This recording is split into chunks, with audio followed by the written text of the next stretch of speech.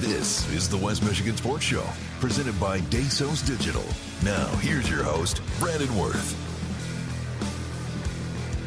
Hello, everybody. Welcome into another edition of the West Michigan Sports Show, presented by our great friends at Dasos Digital. It's yours truly, Brandon Wirth, here in studio on this lovely August 3rd, Saturday afternoon. Glad you are joining us live. If you're missing us, don't worry. You can catch this show post-produced anytime, anywhere, WBRN.com, Spotify, Apple Podcasts, as we continue on with recap coverage here heading into the fall. Guys, we're only a month away from school starting. I know, it's crazy. The parents are saying, oh no, I have to drop my kids off at school soon. Yes, we are in that mode of time where we got a little bit of summer left in the first half of August, and then the second half of August where it's, we got to get ready to go back to work and go back to school. All of our teachers are enjoying their last days of vacation, and we can't wait to see all of our student athletes back in school and back in their competitive sports. But as we return here, we had a week off last week where we had a little bit of a special edition of the Rundown. Hopefully you guys enjoyed that, where we broke down travel ball for the last time.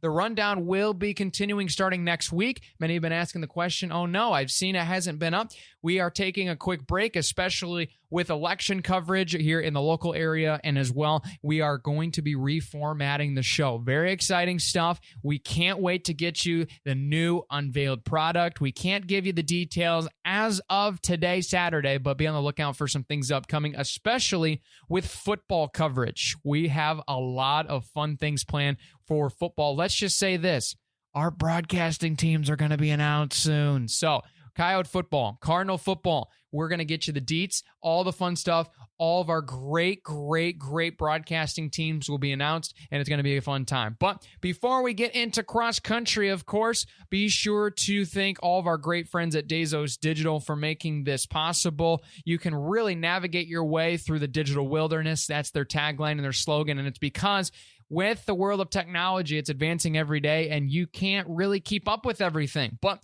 they got you covered. They're doing the research, helping you things with web design, social media presence, a lot of the programming and streaming options for your business. And when it comes to overall impressions, and those that know what impressions are really are online, you know what I'm talking about, but being able to see your business, we can help you with that. Dasos Digital can help with that as part of the Big Rapids Media Network. So hit them up, dasosdigital.com, get in the contact form, and we'll get you hooked up with the right person to get you the expertise to help advance your business in a day and time of year. And all of our entirety of what we know about business is now it's changing on its head when it comes to technology. So they can help you with that. Big thanks to them, as well as all our other great sponsors as well, which include Johnson's Automotive, Motor the Mecosta Osceola Transit Authority, the Mecosta Osceola Career Center, the Schuberg Insurance Agency, Quality Car and Truck Repair, as well as all of our great friends as well that are helping us here coming up in the fall. Big thanks to you and for all that you do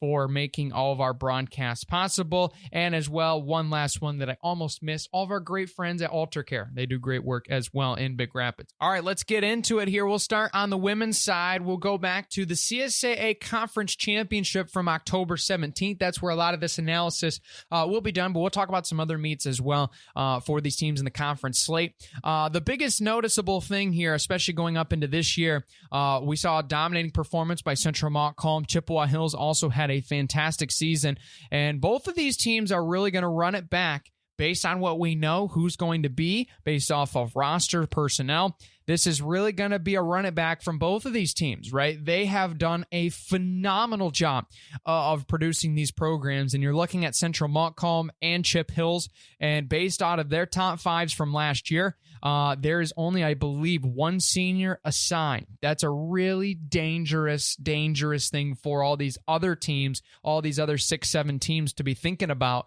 knowing the top two teams are only going to be losing one or two individual runners in their top 7 scorers. That's a very scary thing to think about right there. And it's really going to be, on paper, as of now, a race between those two teams. Now, things will change. Of course, we're going to have some teams that are going to try to make some noise. You got a lot of teams there in the middle that want to bring up some of this young talent and contest as well. Kent City is a team that has done that, especially over the years. We've seen some standouts there. Gracie Houtman really had a standout season. Lila Volkers will be in her senior season looking to make some noise as well. So those two especially are really an example of what Kent City has started to bring with a lot of this veteran group now going to be in their junior and senior season. So they're going to be very exciting to watch. You look at some of the other teams as well in the middle, the Pack Reed City and Tri-County, both very talented programs, just looking to get some more numbers and get some faster runners as time. They're starting to build that foundation back up on the girls' side. So you're starting to see those programs go up. Big Rapids has always been a team that really has a lot of talent. Just keeping them healthy and keeping them on course is definitely their struggle. But when they can get them all together, we've seen in years past, especially when I was competing back in the 2017, 18, 19 pre-COVID, they were a dangerous team, and on both sides, men's and women's. So now we're starting to see them starting to try to get their way back. Coaching stability, of course. Newaygo, Lakeview, White Cloud, those programs still trying to keep it together. White Cloud, we know, is a terror on the track, but they're trying to get the distance dialed in on the cross-country course. Lakeview and Newaygo, obviously some individual big-time standouts. You look at Cameron Soliday for Lakeview, as well as Laura Castrodon there for Newaygo, and they were really good individual standouts. They're just looking for the depth behind them. These programs have some very good, talented runners, and I'm looking at a lot of these times, and we're looking at 5K talent that's breaking 20 minutes, to 6 of them actually from this conference championship this past year at Central Montcalm, which those that have run Central Montcalm or have been a fan and have seen Central Montcalm's course, it is a tough course. It is a tough course to mentally run fast for how many loops you have in the triangles, and obviously all the dips and hills down in the bottom on the backside of the course that a lot of the spectators don't see. And it gets a little narrow and it gets a little tight in some of those corners. So it's a hard course to run fast, and we're starting to see these teams develop and really starting to run these faster times, which is very, very fun to see from my perspective. I've actually been working with a great camp, HQ2 camp, that I've seen a lot of local runners at. I can't really stress enough how great of a camp that is. They were out at Eagle Village. It's the longest cross-country camp in America, still standing consecutive years. It's incredible to see their progression, and they've had a lot of these local runners in and out of their camp, and that's something that has certainly benefited. But talking to a lot of the CSAA, they've gotten a lot of training in. The training in the summer is now becoming more prevalent than ever for a lot of these programs. So it's really exciting to see a lot of the progression in training. You're seeing more times get faster and faster, teams getting better and better in this area. And all I got to say, it's about time. And we're starting to notice it. And it's about time we started noticing it, because this area is starting to dominate when it comes to the overall performance of the sport of running. And it really, really puts a heart in my chest, and it starts making me very excited to see what these teams are going to do when we start to get into the thick of the season. So it's going to be really fun to watch. But looking at some other overall finishers in the conference, I mean, you look at the individual performances, and obviously we mentioned a couple names already on the women's side that'll be ones to watch as well. Kaya Hoffman was the individual champion this year at Central Montcalm with an 18-16. She is a junior, followed by Lila Volkers of Kent City. Miranda McNeil had a standout season for Molly Stanwood. She finished in the 3rd spot in her senior season. Cameron Soliday, as mentioned, a freshman from Lakeview, in 4th at 19-16. Ashley Chapanis there for Central Montcalm. I mean, you talk about especially the Costans and really the Chapanis, that family, that's really the ones that are getting it. The Hoffmans as well. They're starting to figure it out there for Central Montcalm. And it's fun to see. Ava Hollinsworth, 6th for Chippewa Hills, followed by Gracie Houtman of Kent City. Isabella Max, her teammate, was in 9th. Grace Costin in 8th for Central Montcalm. Quinn Hatfield for Chip Hills, followed by Kurtu Junaven. I hope I said that right. There for the Warriors, a standout sophomore pairing there for Coach Hatfield. Andrea Ralston there of Central Montcalm, rounding at the 12th spot. Andrea Feltzposh of White Cloud in the 13th spot, followed by Natalie Schultz of Tri-County and Clara Smoods out of Reed City, your top 15 finishers there from the championships. And for those that were curious on team scores overall, Central Montcalm with 47 points as the women's champion. We'll get to men's as well here in the second half of the show, so stick around for that. Chip Hills at 58, Kenton City at 82 in the third spot. Reed City fourth at 120, beating out Tri-County with 127 for fifth, only a 7-point difference there. Big Rapids at 141 and 6, Newaygo 156 in number 7, Lakeview 179 and 8th, and White Cloud at 236. There are your finishing pairings there on the women's side, and I believe all 15 would have been named all conference there for those respective teams. So very cool stuff. We also saw Reed City hosting their first meet. Got to give a shout out, of course, to the alma mater, but I was actually at the race. It was really fun to see a lot of these elite level athletes on both the men's and the women's sides. And it was really fun to see. You saw a lot of the similar names that I just threw out and mentioned. A lot of them in the top 5, top 10, top 15 at the championships as they were in this race. You can see the consistency overall, and it's gonna be great. And you look at teams, especially that are still trying to build up, the ones that we mentioned, Morley, Stanwood, and Grant, that just don't have the numbers right now, but they have a lot of the talent that can be very good. You just hope to see those numbers continue to build for those programs, as I was one that had to be in the situation where you were counting ghost runners that had to get added on to the end of the tallies, and it's a tough battle. It really is a tough battle. So, but it's going to be very exciting, as we have heard word, and this is reported, and I believe it is now confirmed, that we're going to have a first time for the conference championships here upcoming this year. There's obviously been a couple in years past where it's been back and forth between places like Chip Hills and obviously Central Montcalm. Big Rapids has been in the consideration for the last couple of years, as well as you had some other schools back in the day.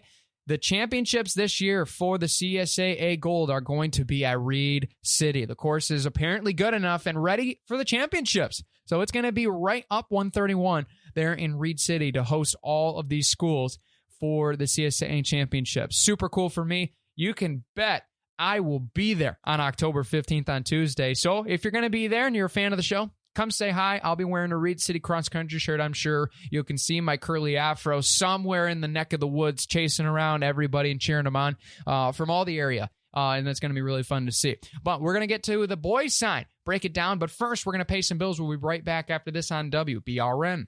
At Dazos Digital, we're your guides through the digital wilderness, helping small businesses thrive amidst the complexities of the online world. Just like a forest ecosystem, the digital landscape can be vast and daunting, but with our expertise, we navigate through it, crafting tailored marketing and advertising strategies that resonate with your audience and drive tangible results. With a focus on precision and efficiency, we empower businesses to harness their full potential on digital platforms, ensuring growth and success in today's competitive market. Want more? Find out more at DazosDigital.com. We return here on the West Michigan Sports Show, presented by our great friends at Dazos Digital. Navigate your way through the digital wilderness on DazosDigital.com. We're going into the boys' side. If you missed the girls' side on air, if you're just joining us here on the radio, you can go to post-produced platforms to find that coverage in the first half of the show: Spotify, Apple Podcasts, YouTube, and more.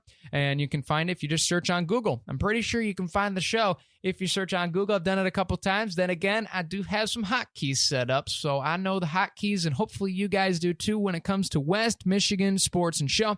But you can find all that information, and we'll have some great things coming out soon. But we're going into the boys' side, and it certainly was a two-horse race when it comes to the CSAA crown between two extremely talented teams. Reed City and Central Montcalm put on an absolute show this year. It was fun to watch. Obviously, you had other teams, Kent City, Big Rapids, Tri-County, that were making some noise as well. But these two teams were clearly the two that we're going to talk about for the conference crown, and you can see why, looking back at their seasons and how great their seasons were overall as programs. Reed City was certainly led, a three-headed monster: Anthony Kianis, Ryan Allen, Gus Rohde, all of them college-bound for running. Two of them have decided. One can certainly choose to run in college if he so wants to. He still has one more year to make that decision. But with all those three, you just knew this was going to be the year something special was going to happen, but they needed the back end to be able to really do some great scoring meets, win some trophies, and do well at the state finals, and they did that. Isaac Clemenshaw, Paul Saladin, especially with Aaron Allen mixed in there as well. Those guys did great, and it was great to see that. Central Montcalm, we talk about as well. They have the depth to be a very, very talented team. The only difference was their 4-5 was a little bit behind Reed City's, and that was the only difference. It was only 7 points in the final team scores, 51-58 in that final CSAA championship tally. And I believe if these teams would have raced again, it might have been even closer. We might have seen Central Montcalm, if you do like a simulation, they might win this meet, 2-3 times compared to the 6 or 7 that Reed City does. Maybe you throw another underdog in there with circumstances. You never know with the simulations. But Montcalm also showed this team is in a program in a great situation looking at this really good core group of sophomores. I mean, we're talking about Gage Hoffman. We're talking about Silas Wilson. We're talking about Evan Ralston. We're talking about Kyler Furtig. These guys have really dominated. And then obviously you have such a great runner in Graham Costin, really in that Costin family. They've done a great job, as mentioned on the first half of the show, but that was a really, really good core group. That really was a good core group this year, and it was fun to watch. Samuel Martini for Kent City was the individual champion this year, 16:21 running that Central Montcalm course. And you got to give him credit. He really did a fantastic job this year for the Eagles, really carrying them into a 4th place finish. Overall, Big Rapids was 3rd. As a team in this race, you saw really good depth for this team. They're starting to really get that depth together. They just need that guy, those 2 guys, to really get up to the top to show what they did earlier on a few years ago. That's really all they're missing. Hayden Gould had a standout performance as a junior. He's going to be one to watch. Kai and Dean as well. He's going to be one to watch. Those guys both all conference. We'll get to the full list here in just a minute. But you look especially at where these teams are at, Kent City, Big Rapids, they're on the doorstep. And now that Reed City is going to get a little bit younger as they're losing a lot on this team, 3 out of their top scoring 5, the door is going to be open. And Central Montcalm is going to be the team that we'll be talking about early on as the preseason pick champion by the media, probably because of how much they're returning and how well they did this last year. But you also have Tri-County, White Cloud, Chip Hills. These teams also in the middle of the pack that continue to fight. They're showing a lot of great promise. They just have a lot of young guys in their first couple years of high school running. They're going to start to figure it out. They're going to start getting that distance career dialed in, ready to go. And then you have Chip Hills and Lakeview at the bottom. Teams that have a lot of really good promise. They've shown glimpses. They just need to get the numbers to be able to consistently score very well. That's really what they're missing. And we'll have to wait and see how that turns out. And hopefully they can turn this thing around and keep this thing going. But your individual top 15, and we'll go the same way as the girls' side. So Martini for Kent City, Sam Martini, the winner at 16:21. Gage Hoffman, the sophomore out of Montcalm, was in second, 16:24. Anthony Kianis, Ryan Allen, and Gus Rohde in respective order, 3, 4, 5 for each city. Graham Costin behind in 6th. Brody Delameter, a new Bulldog, Fair State Bulldog, as he made his signing not too long ago. Grant Tigers, he was in 7th. Hayden Gould, as mentioned, from Big Rapids in 8th. Silas Wilson, for Central Montcalm there in 9th. Colson Cruzan of White Cloud in 10th. Gavin Reichs of Howard City, Tri-County, the Vikings, there at number 11. Jaron Vogel of Kent City there, the senior, at number 12. Kai and Dean, 13th for Reed City, followed by Alex Culver for Tri-County in 14th, and sophomore Daniel Evelyn for the Big Rapids Cardinals there in the 15th spot there at the CSAA Championship. So looking back, really looking at these groups, these teams, you're seeing a lot of depth being pushed up. And you're seeing a lot of these teams starting to be composed, especially these middle-of-the-pack teams. They're really starting to get these packs formed, and they're starting to gradually move them up as a program. That has been a successful tactic for some of these CSAA teams, where it's really not about getting 1 or 2 guys really out in front. It's about getting 3, 4, 5 guys that can run together at a really good pace and development over the years, right? We saw Reed City do that with their core 3. Central Montcalm is flourishing with that. You're seeing Tri-County really getting into that method. They're just trying to push their young guys back up. And you're seeing Kent City, they're still with a lot of guys that have some depth, but they're very top heavy. But if they can get those core groups there to move up the 3, 4, 5, 6 spot, they're going to make some noise. And that's starting to be the formula that seems to be working really well for teams. It's really not about who's at the top. It's about who is going to battle in the middle, and can you battle and push up as a group. In the college game, when it comes to running, I know this more than ever. We're watching our team succeed as well for Fair State, as well as other GLIAC teams. Pack racing is dangerous. It is so dangerous when you can get a couple guys with you dialed in and being able to just push together as a pack, chunking down numbers, because the more people you pass, it's not just gaining 1 point, it's gaining 3 points. Each and every person you pass. So if you can get those guys or gals working together and moving up in a pack, it's really dangerous. And we're starting to see that strategy taking place here overall. But especially for next year at Reed City, which will be where the CSAA Conference Championships will be. That course is going to be very fast, folks. It is going to be very quick in time, and it also is going to be very quick when you're going to be seeing these runners constantly in the new layout for those that weren't at the regular season meet that took place earlier on this past year. It is fast. There is a lot of sharp turns, but it is still open where you can really get some long stretches to get back on track and really make a run. It's going to be fun. I'm really looking forward to seeing this upcoming year as we'll kind of recap the full CSAA here, boys and women, or girls as well, men's and women's, boys and girls, same side. But when you look at this upcoming season, there's going to be a couple really big meets to watch out for. The conference slate looks to be 3 total meets here this year. It'll be September 7th. We'll be at Grant, a course that I believe is a 2-looper, one that is actually a pretty good course when it comes to footing around those practice soccer fields near the high school. As well as you have Newego on October 1st. That one has a nice-sized hill over there at their local park, and that is a battling course. You can battle the first mile. You can make it the rest of the way, as long as you're not too tired, of course. And then you have the Gold Championships on October 15th on a Tuesday afternoon there in Reed City. So it's going to be really fun. Looking forward to following this year in cross country. We can't wait to cover it for you here, where you can follow along with all local sports all year long. BigRapidsDailyNews.com and on WBRN and Big Rapids Daily News on Facebook, Instagram, and X, as well as potentially there might be rumors of a TikTok account flowing around. So if you're a TikTok fan, you can follow along with that there. Informal announcement, breaking news, sneak peek right there live over the airwaves for you guys. But it's going to be fun. Can't wait to cover the local sports, especially cross country here on the West Michigan Sports Show. We'll get to soccer as well as we'll break down some of the other fall sports coming up here on the show. We'll get back to the interviews. We'll get back to bringing on coaches, getting back to also some of our op-ed talk show formats for myself. We're going to have quite a few topics coming up that are stewing around in the MHSAA circles we can't get into just yet, but we'll bring up some of those, including, I believe, the Farm Bureau Insurance Scholar Athlete Awards will be announced here coming up, so we'll see if we have any representation from the local area, and maybe we'll bring them onto the show and see how they did it, how they balance school on all those things. And so you can look out for that. Those that are tuning into the rundown, all of our CSAA football fans, be on the lookout as well for a release coming up. We'll have the information for the new show format. Behind the Bulldogs as well, we'll be having an expansion of that show. That will be announced here coming up as well in the month of August. I know I keep telling you guys to be on the lookout for it, and I know you're probably like, Brandon, you were talking about this like 3 weeks ago, and I haven't heard anything. I know, man. I'm trying my best, all right? I'm getting through local elections. I'm getting through a lot of the sports previews coming up, and then we'll get all these show announcements for you that will be starting up, all of them, in the school year.